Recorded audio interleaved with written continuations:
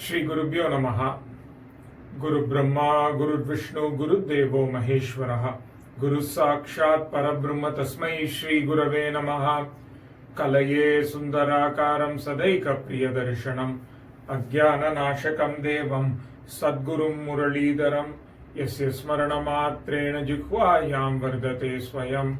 Mahamantrastam Bhajami Muralidhara Deshikam.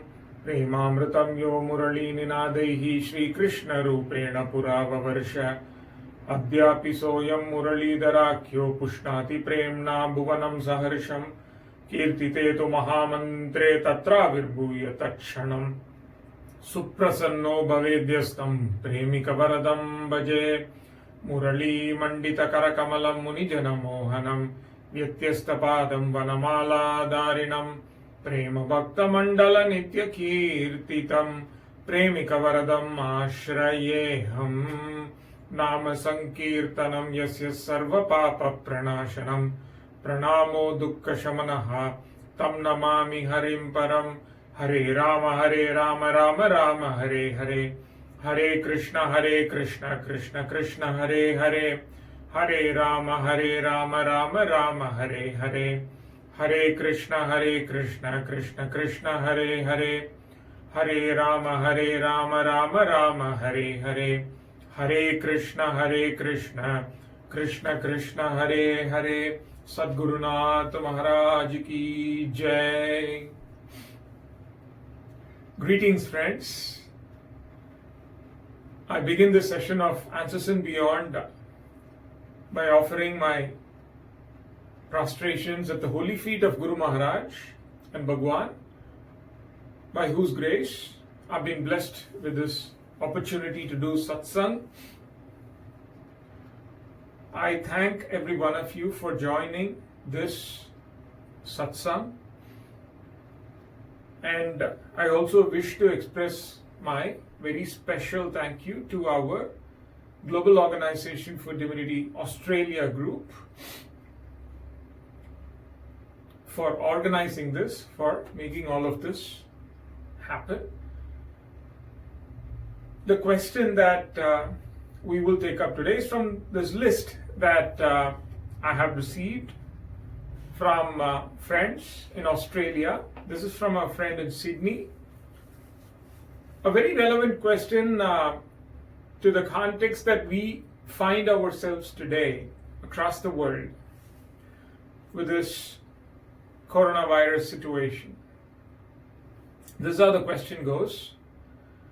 How do we prioritize between spiritual sadhana, satsang, and community service in this context of COVID-19? Which is more important to pursue at this point of time? Should we be out there helping out those in need, or should we be sitting in satsangs doing prayers and stuff related to spirituality? How do we prioritize? It's a very wonderful question, and it obviously makes a lot of sense to elaborate the answer, especially from the point of view of our Sanatana Dharma and our Guru Maharaj, His Holiness Maharanyam Sri Sri Muralidhara Swamiji. As far as our Sanatana Dharma goes, which is popularly known as Hinduism across the world, as far as our Dharma goes, our Guru Maharaj would always say that these two are really not two different things. It's not as if they are two opposites. It's not as if you do this and you give this up. You do this and you give this up. In fact, it's all one and the same, he would say. That is how it has been taught. I will elaborate this to you from two different perspectives, and we will be able to clearly understand how it makes sense to do both, and how in fact both are one and the same if we look at it from that state in which Mahatmas are, the ones that have realized God are. To put it in very simple terms, in one line, if we were to answer, as far as the teachings of our Guru Maharaj go, and as far as our Sanatana Dharma and all the Mahatmas and sons and what they've taught us, as far as all of that is concerned, in one line, if we have to say, they would say that both are as important. If we look at it from that level, both are one and the same. That is a whole different level, but both are as important. It is important to serve the community, look at everything as God's manifestation and God's creations. And it is also important to pray. Both have to go hand in hand. We will now go into this a little bit elaborately. We'll look at it from one perspective first. In Srimad Bhagavatam, very beautifully, it's been said about how one's devotion matures. It speaks about the different levels of maturity, if I may say so. At the very early stage, the kindergarten level, at the starting point,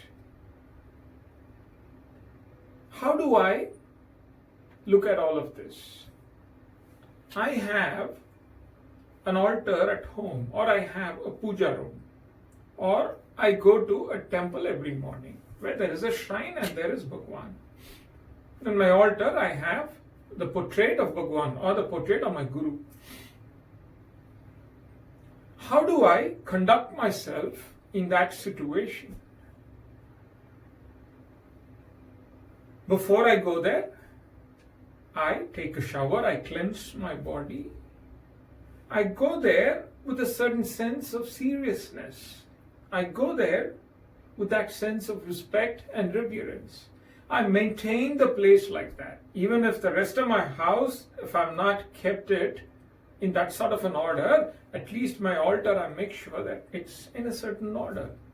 It's a mark of my reverence because I consider and I believe that God or the Guru, whoever it is that I worship, resides there. So I keep that place in a tidy manner and I enter into that place with that sense of reverence. And while I'm in there doing the prayer that I do every day, which I have as a routine, I do it with as much focus and seriousness as possible. It may not be 100%. There may be days when I'm really distracted, I'm doing all kinds of things. But I try my best to conduct myself with that sense of reverence. There's seriousness in the air when I go there. Why? Because I understand and I believe that God resides there. My Guru is there. There have been days when I sit there as I'm doing the puja or some worship or making an offering of milk, whatever that I do. I'm also looking at my phone for a minute. I'm talking to somebody in the family outside. And then I tell myself, no, why am I doing this? I'm in the puja room. I need to focus. I bring it back here. We've all been there, isn't it? But just picture this in this manner. If, let's say, I'm actually in the physical presence of my Guru. It's easy to picture that. That's why I'm putting it that way. How would I conduct myself? Let's say I'm at ashram and Guru Maharaj is sitting right in front of me, a few feet away from me. How would I conduct myself? I sit properly. I'm clothed properly. I take care in the manner in which I speak, I move, I do everything because there's a sense of respect there. Because he's right there. I may not be like that. Once I move away from that situation, I get all casual and light. I joke around, I say all kinds of things, but not while I'm there. That's the sense that needs to prevail while I'm there in that altar, in that puja room, that he is there at that point of time. He is sitting there. And I conduct myself well. I'm very focused. I make my prayers. I do all of that. I'm very kind, I'm very loving. It's like all the virtues have suddenly blossomed while I'm there within the confines of that altar, that room. And what happens the moment I step out? When I step out, when I start interacting with people in the house, and then as I go out into the streets, at workplace, when I meet different people, I'm a whole different person. That love is gone, that sweetness is gone, that reverence is gone. I do all kinds of things. I'm very angry at people sometimes.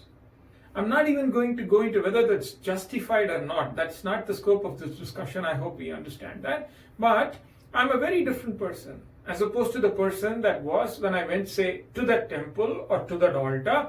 I get angry, I'm bitter, I'm rude, I curse people. I do all kinds of things. I do things which even I may be ashamed of later. I practice, say, something that I may not want anybody to know. I do it in secret. I nurture a bad habit maybe. All these things I do outside that room, and while I'm here the next morning, it's the same old story. I conduct myself well. This happens for some time. This happens for some time as I do it continuously. And Bhagavan says, Srimad Bhagavatam says, our scriptures say that that is also devotion. They don't say that it's not devotion. They don't say that we are being hypocrites. We are just doing this like a pastime. They don't say that is also devotion, but it's at a very primitive stage. Because why do I do that?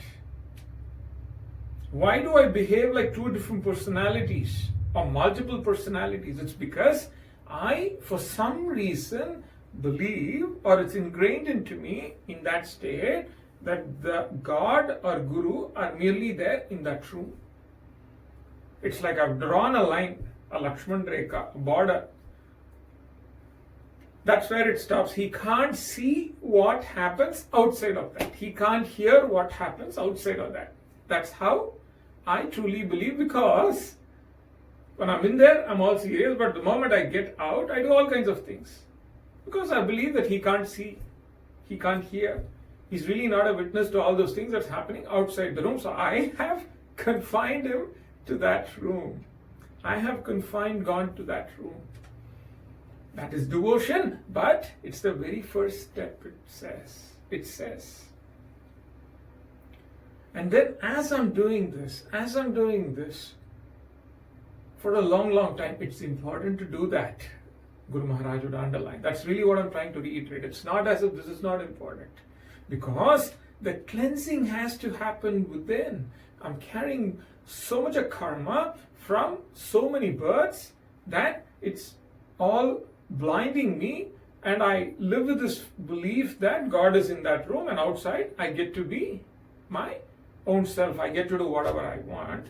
But with that routine that I have, that little routine that I follow, where I go, I chant Nama a little bit, and I do my prayers, when I do it consistently over a period of time, that cleans me up, that cleans me within. And as it gets clearer, what happens is one day, all of a sudden, it strikes me, especially when I'm outside doing something that I'm not very proud of.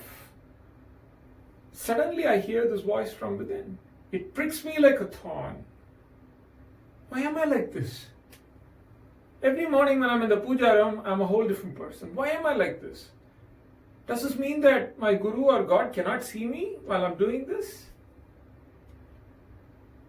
That thought all of a sudden comes. Trust me, friends. Then we get gripped with a sense of guilt. It's like a thorn that's pricking within. But this is progress. Why? Why is it progress? It's because I'm now officially acknowledged, heart of hearts, that he's not merely confined to that room, not just to those four walls. It's not as if he can not see what's going on outside. I now officially believe and acknowledge that he can see me wherever I am. He knows everything that's going on.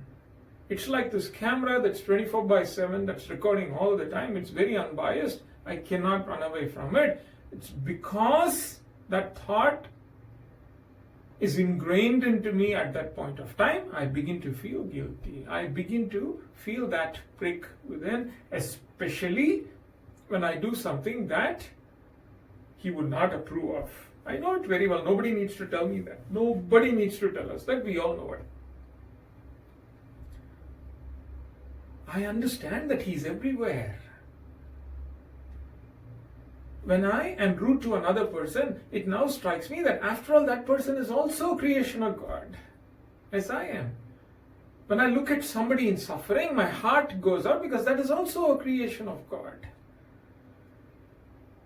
Everything that I see around me, little by little, I begin to understand, acknowledge, believe that everything is in fact God or my Guru. I'm unable to confine him to that room anymore. That's a big, big plus. That's a big progress, because you know what happens? So if I need to get rid of that guilt, that voice that's hurting me, especially when I'm doing something that he would not approve of, the only way to do it is to not do it. I have to align my actions, my words, and my thoughts with his will. When I start doing that, that guilt becomes lesser. In other words, my life will come in order. And that is the big plus. That is real progress. And I start feeling that genuine love for all beings. I want to serve. Why? Because I don't see them as any different from God or Guru. I want to help everybody. Anybody in need. I want to serve them. I want to serve the community. I want to help out the one that is suffering. And at that level, Bhagavatam says, we have matured from that first step where I thought he's confined to this boundary. I'm now matured and I'm somewhere in the middle, Madhyama. It's really good progress, but still it says it's somewhere in the middle, which means there's one more level, the superlative, Uttama. He says, who is that? He says, if God is everywhere, if we have come to that point where we understand that everything around is also God, or for a Bhakta of the Guru, it is the Guru, then finally I understand that I am also part of it. It's not as if I am outside of this everything. I'm very much part of it. So all of this is that solitary existence which is God and God alone, or that Brahman or the Guru, call it by any name, that singular existence. That is the highest state of devotion, it is said. The state in which the great Mahatmas were. The state in which those that had realized the self were. That is why we read in the biographies of Mahatmas how changes that have happened, calamities, disasters, have even reflected in their physical bodies, because they have merged inseparably with the entire cosmos. There's an instance where Gurudev Ramakrishna Paramahamsa one day, when he donned the physical body, he feels an extreme pain, like somebody stomping on his chest. And then somebody finds out that actually there's this garden and grass outside and people are stamping on it. So whatever was felt by that grass was felt by him, because they merged forever. It's not as if we are outside of that. That is considered as the highest state, and that is how Srimad Bhagavatam describes the states or the levels of maturity of Bhagavata Dharma or Bhakti itself, the states of a Bhakta itself. That's how it's being told.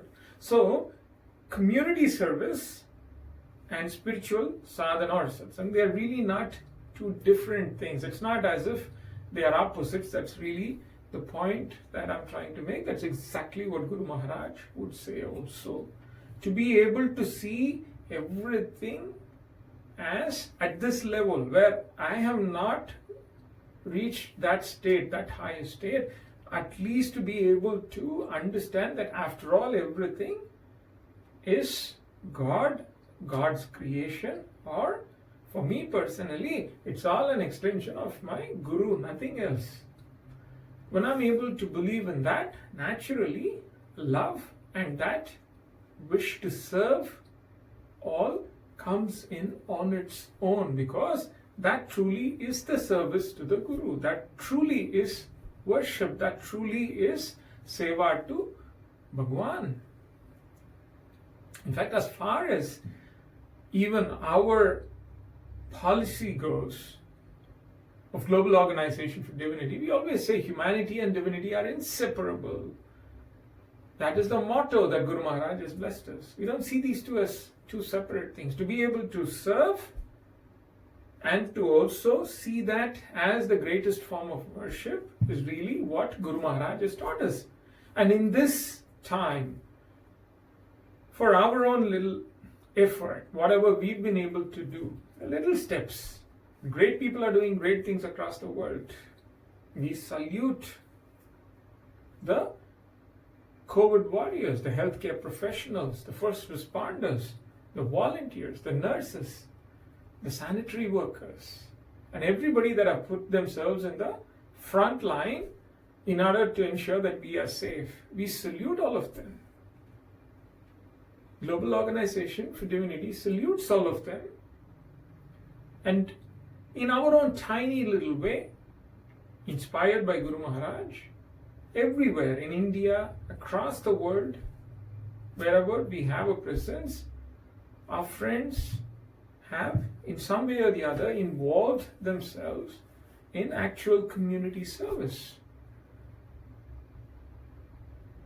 So we certainly subscribe to the view that community service is most important in this situation, and that really is what Guru Maharaj always motivates us to do.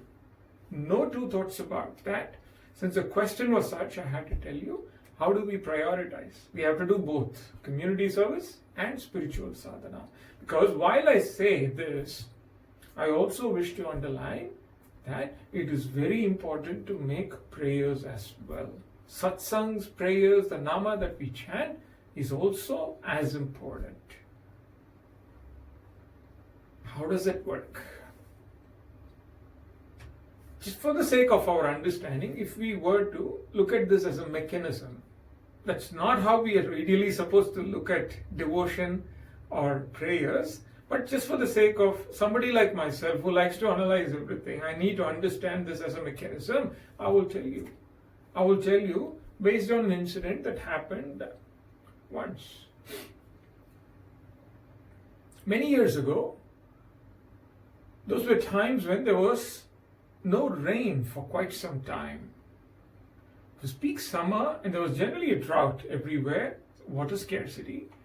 And it so happened that Guru Maharaj had travelled to Bangalore at that time. When he went there also, that was the one prayer that everybody had that evening at our Sundara Anjaneya Swami temple in Bangalore. There's no rain. It was there in everybody's minds. What can we do without rain? All of life will stop. After a while, when Guru Maharaj went up to the shrine, he asked for the priest to bring the Utsav Murti, the Swami, outside and be placed on this jula. And Guru Maharaj sat right there and made all the devotees and friends who were there to sit around. So what we will do now is we will do kirtan as a prayer. We will chant, we will sing His glory and we will chant the Mahamantra.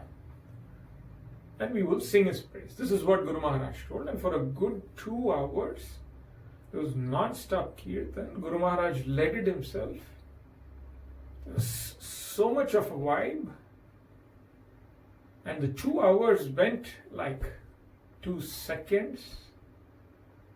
And after that, Harti was done and the Swami went back into the sanctum. 30 minutes or so later, Believe me, friends, the whole scenario changed. That heat vanished little by little. The breeze became cold, much to everybody's surprise, and then it began to rain. It rained and rained and rained. It poured, like how they say. When it rains, it pours. It rained all night, it rained for a few days after that. When devotees went and told Guru Maharaj about this the next morning and said that, it's your blessing, Guru Maharaj, in the typical manner, that's usually how he would react. He just shrugged it off. He said, I had nothing to do with this. It's all the grace of Bhagwan. It's his compassion. We merely made a prayer. It's the greatness of the Nama. That's how it works. The names of God. That's how it works. And then Guru Maharaj said these beautiful words. He said, there's no rain. Different people are trying to do different things in order to bring that rain. And all of that effort is commendable. The government is taking steps. The scientists are taking some steps. People are trying all kinds of ways and means to inject the cloud and all kinds of things. Everybody's intent is to somehow bring the rain. Let them do what they are good at. What I should do, Guru Maharaj said, is what I know to do, what I'm good at. Let's all do what we are good at. What we can do is we will sit and chant Nama prayer. And how it will work? Guru Maharaj said, very simply, he put a very complicated spiritual concept. He said, when you chant Nama, it pleases Bhagwan. It pleases God. And God is totality. And within that totality, all of this is included. You, me, all the people and everything, it's within this totality. When we chant Nama, it pleases totality. When totality is pleased, everything falls in place. It's all set right. That's it. We don't even have to have a specific request. Like this is how it should happen, because we don't know how it's going to happen. So we will just chant Nama, and when totality is pleased, things will happen on its own and God will take care of it. And that is really what happened. We chanted Nama very sincerely. Everyone here had that sincere prayer at heart. And so it rained. It's the power of Nama and that sincerity with which everybody prayed for. The reason why I say this is it's important to pray as well. Just as how it's important to use all these faculties and resources that God has blessed us with in order to serve Him. And to serve Him means to serve those in suffering, to help out. It is also important to pray. That also helps. These two things need to complement each other. The human effort and divine grace. They both have to go hand in hand. Mahatmas have done it and shown in their lives, haven't they? The reason why I underline that is, there's a beautiful point that Guru Maharaj would make. He would say that Mahatmas, the ones that were in that highest state where they said Jagat Mithya Brahma Satyam. This world itself is not true, only Brahman is real. The ones that were in that state served this world, which they called as a falsity, more than us, than people like myself, for whom only this world is real at this point of time. I don't do that much. Whereas they have done more. We've seen it in the life histories of all the Mahatmas. Their mere presence is enough. They don't have to do a thing. The mere presence of a Mahatma is enough to put everything in order in the entire cosmos. And yet, they actually go out, lead by example, and serve as well. They've always done it. So these two things have to go hand in hand. Human effort and divine grace. A school kid once came. It was exam time. And there was an interesting conversation that happened in Guru Maharaj's presence. The question was exactly this. I have to study, isn't it? Yes, of course you have to study. How else? Guru Maharaj smiled. When I have studied, I have put all the effort. Why should I pray? What's the point? Because anyway, it's my effort. Why should I chant Nama? Or, if I chant Nama and I'm exempted from studying, then at least it makes sense. A typical student question, I'm sure I would have asked the same thing too.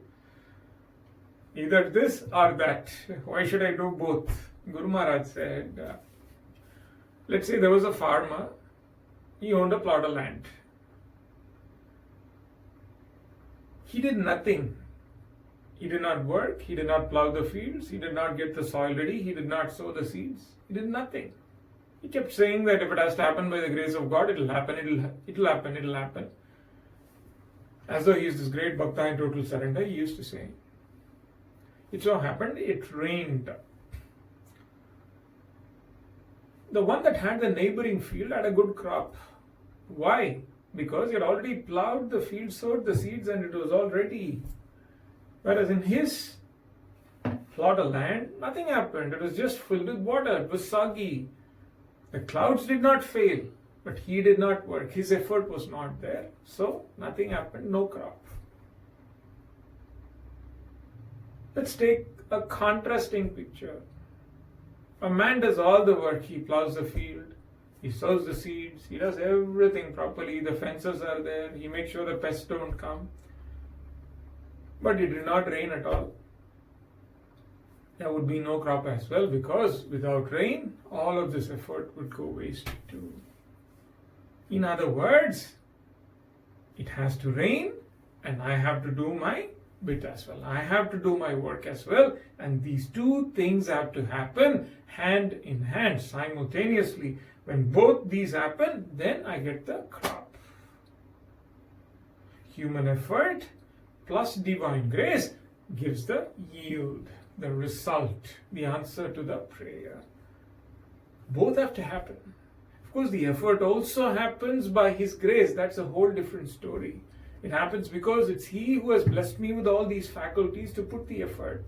But then I have to do my bit. I have to work and I have to put that effort. When I do it, when I also pray, it brings that rain from above. That is why we need to do both. Both are important. Humanity and divinity are inseparable, as Guru Maharaj would put it. So community service, something that we have to do, we are doing everywhere. And it's also important to pray for that grace, that we come out of this problem soon, that we come back to prosperity. The entire world comes back to prosperity very soon. That the frontline warriors, the COVID warriors, are strong, hale and healthy, and they are blessed for all their sacrifices. So that prayer is as important too. Thank you all for your very patient hearing. We will meet again in yet another session of Answers and Beyond. We will conclude this session by chanting the Mahamantra a few times. Sadgurunath Maharaj ki Jai. Hare Rama, Rama Rama, Hare Hare. Hare Krishna, Krishna Krishna, Hare Hare. Hare Rama, Rama Rama, Hare Hare. Hare Krishna, Krishna Krishna, Hare Hare. Hare Rama, Rama Rama, Hare Hare. Hare Krishna, Krishna Krishna, Hare Hare. Sadgurunath Maharaj ki Jai. Thank you so much.